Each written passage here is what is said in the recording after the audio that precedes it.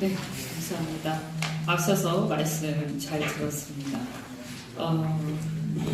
제가 언론 인터뷰에서 보수에 대해서 저한테 물어보길래 제가 똑같은 얘기를 했습니다. 저는 보수의 가치가 실패한 것이 아니라 한국의 보수 세력이, 정치 세력이 실패한 것이라고 생각한다. 그리고 아까 가치의 재정립이 아니라 전달의 문제다. 이런 말씀을 이제 김종석 의원께서 하셨는데, 저는 그 부분에 대해서 이름도 공감을 하지만 또 한편으로는 저는 행동의 언행의 일치의 문제가 있었다라고 저는 생각을 합니다. 그래서 사실 아까 진보 우파라고 말씀하신 김영준 교수님의 말씀에 대해서 제가 상당 부분 공감을 하는 부분이 또 있고 또 동의하지 못하는 부분도 있지만 어쨌든 공감을 많이 하는 부분에 있어서 저는 어떻게 얘기를 하냐면 이게 진보 우파라고 하면 헷갈립니다. 그래서 그렇다고 개혁보수 이러면 좀 너무 식상합니다. 그래서 제가 새로 만들어서 얘기하는 게 신보수라고 얘기를 한 겁니다. 다 비슷한 맥락이라고 저는 생각합니다. 다시 말해서 보수 가치가 잘못된 건 아닌데 이 세력이 몰락을 했는데 이 몰락한 부분에 있어서 언행의 일치에 문제가 있었던 것이고 그리고 그 부분을 우리가 극복하는 것 그것이 바로 신보수다 라고 제가 나름대로 정리를 해봤습니다. 그런데 제가 왜 이 언행의 일치 문제를 얘기를 하는가? 저는 이제 제 스스로를 일종의 자유주의자라고 생각을 합니다. 제가 정치를 민주당에서 시작을 했는데 그때도 저는 자유주의자였습니다. 그런데 불행히도 아마 제 얘기를 들으시면 왜 대한민국의 젊은이들이 이 굉장히 자유롭게 자라난 아이들이 보수를 싫어하는가를 이해하는 데 도움이 될지도 모르겠습니다. 제가 처음에 정치를 시작할 때 저는 사실은 정치 시작하기 전에 이명박 대통령을 뽑았습니다. 그런데 이명박 대통령이 뽑힌 다음에 굉장히 실망을 했습니다. 인정하실지 모르겠지만 역시 반치를 열심히 하더군요. 제가 그때 당시에 회사에 대기업의 임원으로 있었는데 제가 기대했던 것은 이 시대에 맞는 과거의 어떤 산업화 수준의 자유주의가 아니라 산업화는 사실 자유주의하고 좀 다릅니다. 그래서 이 산업화 중심의 보수가 아니라 정말 진실로 자유를 위해서 싸울 수 있고 그것을 지킬 수 있는 그래서 이 자유와 창의가 정말 넘쳐나는 그런 번영의 대한민국을 저는 기대를 했는데 그냥 과거의 산업화 시대의 패러다임에 그대로 갇혀 계시더라고요. 그리고 거기다가 이제 플러스 더 이상 제가 말씀드리지 않겠지만 개인적인 어떤 사실은 보수로서의 어떤 애국심이라든가 여러 가지 부분에 있어서 실망을 굉장히 많이 하고 그 당시에 지금 문재인 정부 보면 사실은 그때 보면 그 부분은 좀 이명박 정부는 좀 덜했는지도 모릅니다. 저는 이 문재인 정권에 대해서 정말로 붕괴하는데 민간인 사찰 문제라든지 그런 것들이 그 당시에도 터져 나왔습니다. 그런데 저는 이런 것들에 대해서 용납할 수가 없습니다. 우리나라는 자유민주주의 국가인데 그 자유라는 것은 국가 권력으로부터의 개인의 자유를 의미하는 것인데 왜 국가가 개인의 생활에 개인의 문제에 대해서 계속 개입하고 계속 그것을 침해하면서 그것을 권력을 유지하는 데 이용하는가? 결국 우리나라는 아직도 자유민주주의가 정착하지 못했다.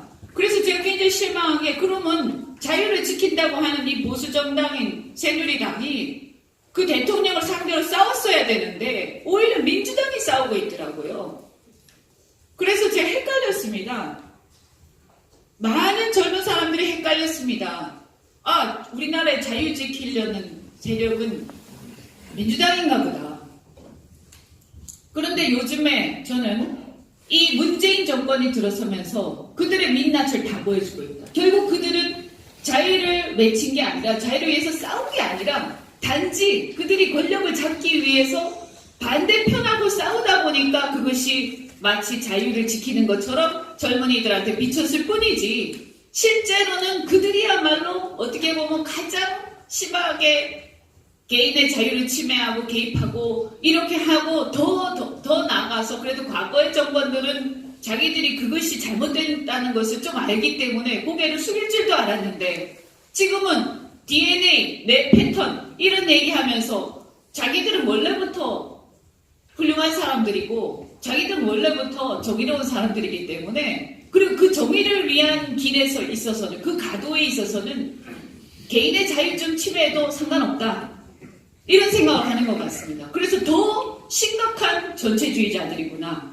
제가 깜짝 놀라서 그래서 민주당에 있을 때에도 제가 그렇게 생각하고 저는 민주당 들어갔지만 아주 계속 헷갈린다. 그래서 도대체 이 나라의 자유를 지키고자 하는 진짜 헌법 가치를 지키는 정당이 있는가? 솔직히 말씀드리면 제가 생각할 때 가고 싶은 정당이 없었습니다. 근데 그 안에서 굉장히 괴로워하다가 결국은 제가 대통령 선거를 앞두고 그런데 내가 보니까 이거 심각하게 자유를 침해하고 우리나라의 체제를 위협할 수 있는 세력이구나. 특히 그 주류 세력은. 내가 거기에 협조할 수는 없지. 그래서 저는 뛰쳐나왔습니다. 근데 솔직히 말씀드리면 아직도 저는 제가 생각하는 그 헌법 가치와 자유를 위해서 싸우는 제대로 된 보수정당을 저는 이걸 보수정당이라고 한다면요. 저는 아직도 발견하지 못했습니다. 그래서 상당히 정말 안타까운 마음으로 이 정치권에 있으면서 내가 어떻게 해야 할 것인가 굉장히 고민하고 한국당이 바뀌기를 바라는데 아직 좀 성에 안 차서 지켜보고 있는 그런 상황인데요. 그래서 제가 말씀드린 게 뭐냐. 과거의 보수는 그 시대적인 환경 속에서 저는 잘했다고 생각합니다. 원래 처음부터 바로 자유가 막 넘쳐날 수는 없습니다. 기본적인 경제가 돼야 되기 때문에.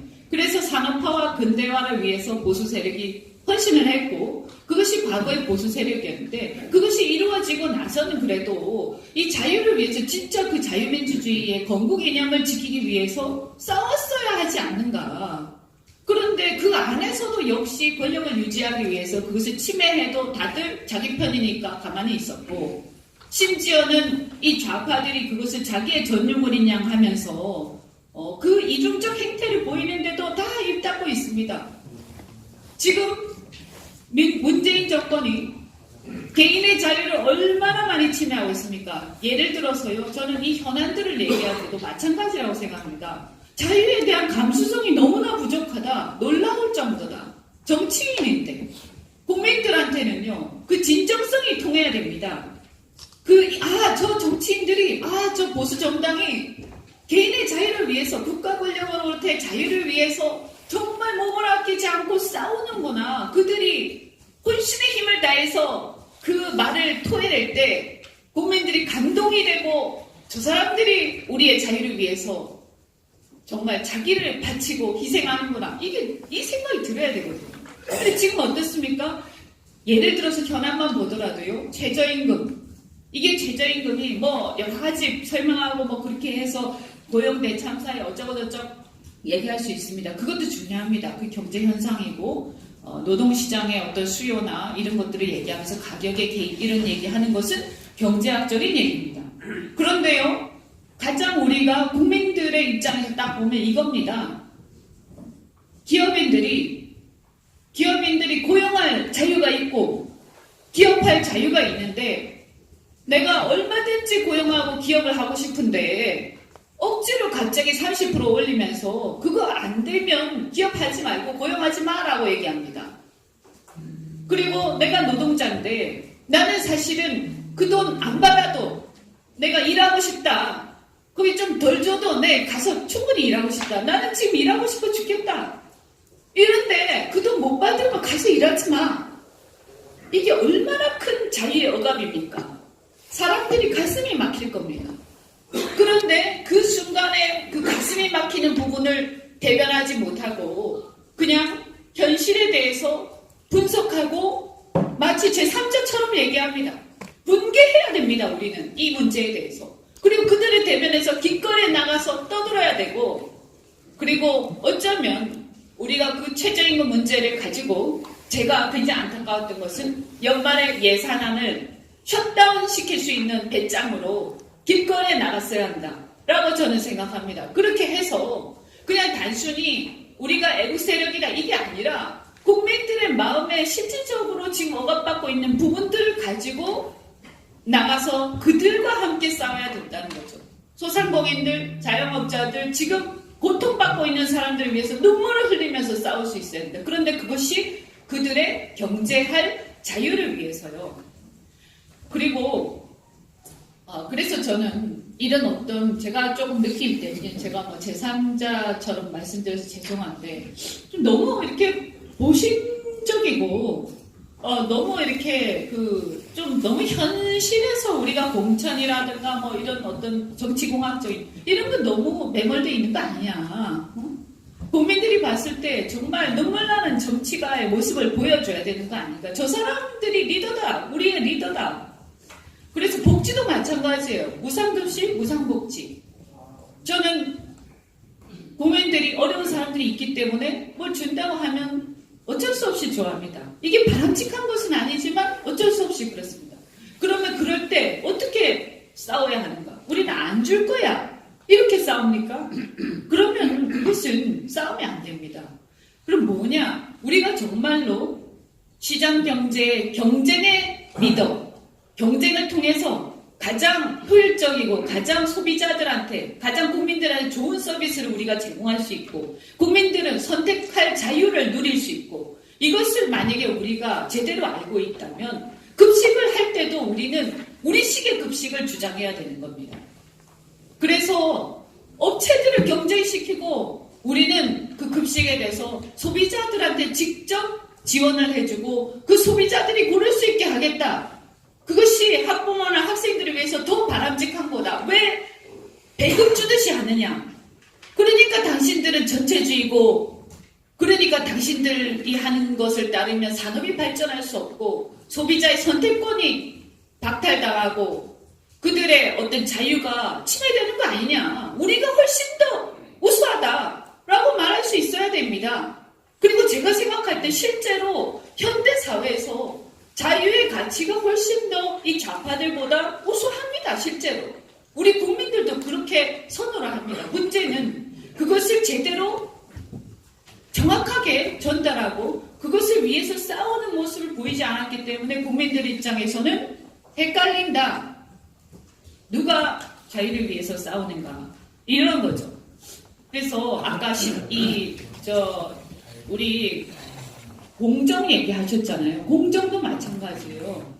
공정은 사실은 아까 공정을 우리가 해야 되는데 그게 원래 좌파의 이념인데 우리가 갖다 쓰자 이게 아니고요. 원래 공정은 제가 생각할 때는 우파의 가치입니다. 자유진영의 가치예요. 왜냐하면요.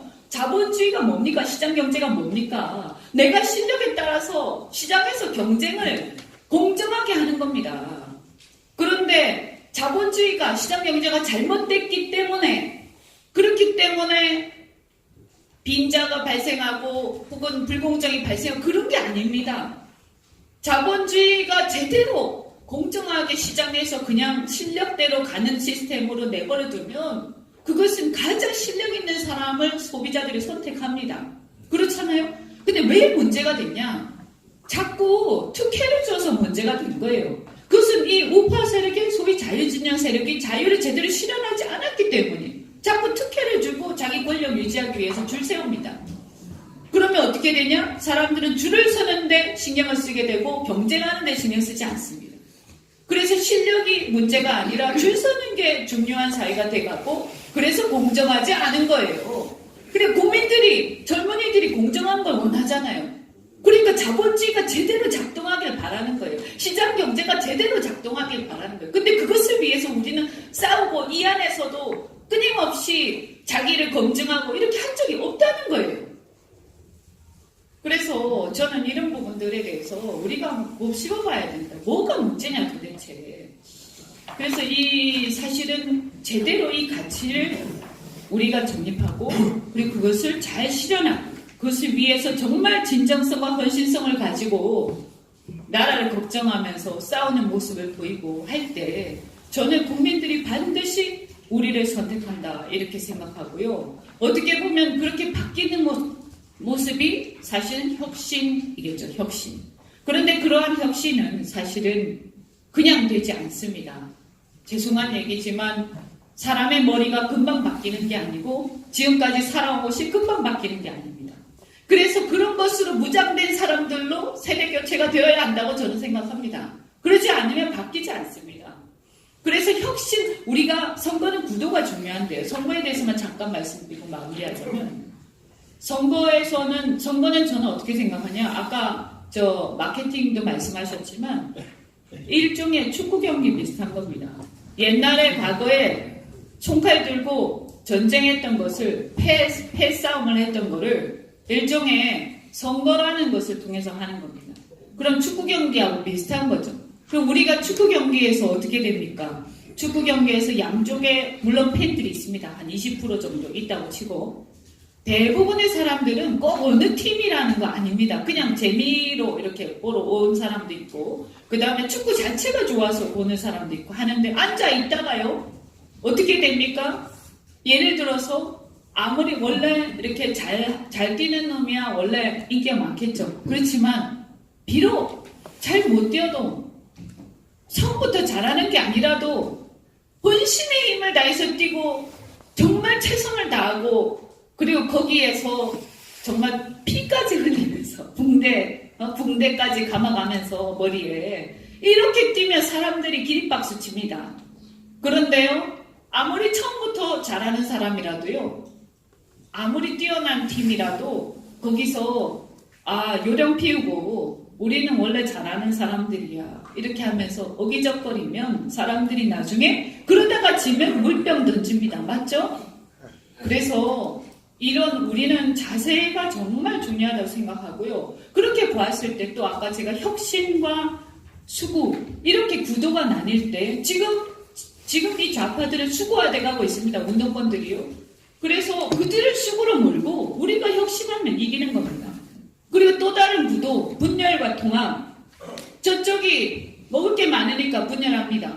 그랬을 때 우리는 통합하고 공동의 가치를 위해서 우리가 내 개개인의 사사로운 이익들 죽이고 공천 무슨 장사 무슨 개파 무슨 보스 이런 이상한 것들 다 버리고 그야말로 이 가치를 실현하기 위해서 가장 최고로 효율적인 방식으로 가장 극대화시킬 수 있는 방식으로 우리가 진영을 짜서 최고의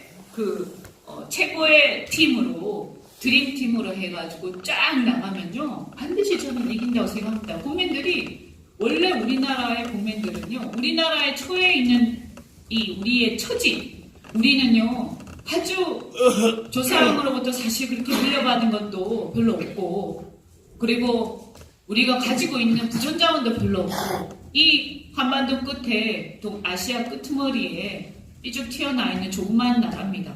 그런데 이 나라에서 이 많은 사람들이 그러나 머리는 좋은 사람들이 먹고 살고 생존해야 되기 때문에 결코 우리는 경쟁이라는 것을 하지 않으면서 대충 이렇게 해서 캐나다나 이런 나라처럼 절대 생존할 수 없는 나라입니다. 그 국민들도 알고 있습니다. 그리고 북한이라는 나라 기본적으로 북한 주민은 우리가 생각을 해야 되겠지만 북한 정권은 불량 국가입니다. 믿을 수 없는 국가. 굉장히 위험한 국가입니다. 우리가 타협은 하고 교류를 하고 앞으로 우리가 뭔가 모색해 나갈 수는 있겠지만 절대 이거는 이 현재의 체제가 유지되는 상태에서는 함께 하기가 한계가 있습니다. 그 국민들이 다 알고 있어요. 모르는 게 아닙니다. 그런데 그래서 보수의 가치를 국민들이 인정한다고 저는 생각합니다. 그런데 문제는 그것을 정말 진정성 있게 그리고 제대로 설명하고 그것을 위해서 저 사람들이 진심이구나 하는 것을 알고 감동할 때 저는 우리한테 표를 줄 것이다 이렇게 생각합니다.